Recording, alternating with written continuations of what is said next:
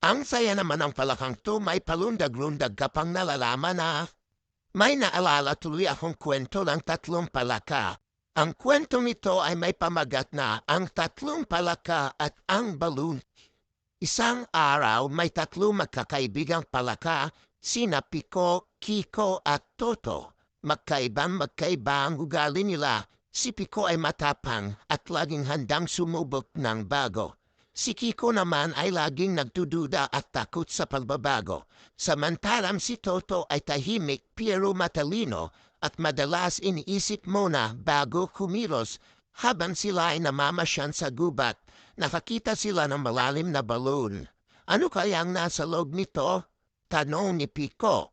Siguro may kayamanan, sigaw ni Kiko. Sabay silip, biglang dumula si Piko at nahulog sa balon. Si Kiko sa pagkataranta sumilip para tumulong, pero nahulog din.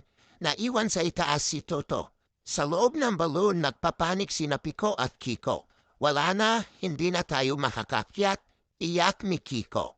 Pero si Piko ay hindi sumuko. Subukan nating tumalon, paulit-ulit na tumalon si Piko. Si Kiko habang sumisigaw ng walang silbihan, "Hindi mo kaya!" ay naupo na lang sa isang bato. Sa itaas ng balon nakasilip si Toto.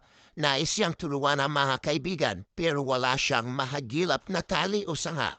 Kaya sumigaw siya, "Piko, kaya mo yan, sige pa, mas mataas pa."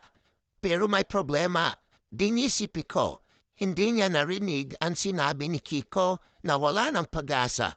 Akala niya ang sigaw ni Toto ay pagsuporta. Kaya't lalo siyang nagsikap. Hanggang sa isang malakas na talon nakalundag siya paakyat at ligtas na nakalabas ng balon. Si Kiko ay nanatiling walang kilo sa loob. Nalaman niyang minsan ang paniniwala sa sarili at positibong iniisip ang nagbibigay ng lakas para magtagumpay. May isang aral tayong mapupulot dito mga bata.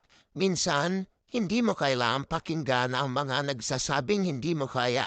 Tulad ni Piko, kung maniniwala ka sa sarili mo at kung akala mo'y may naniniwala sa'yo, mas malaki ang tsansang makalundag ka sa kahit gaano kalalim na balon ang problema. Thank you for watching. Please like and share.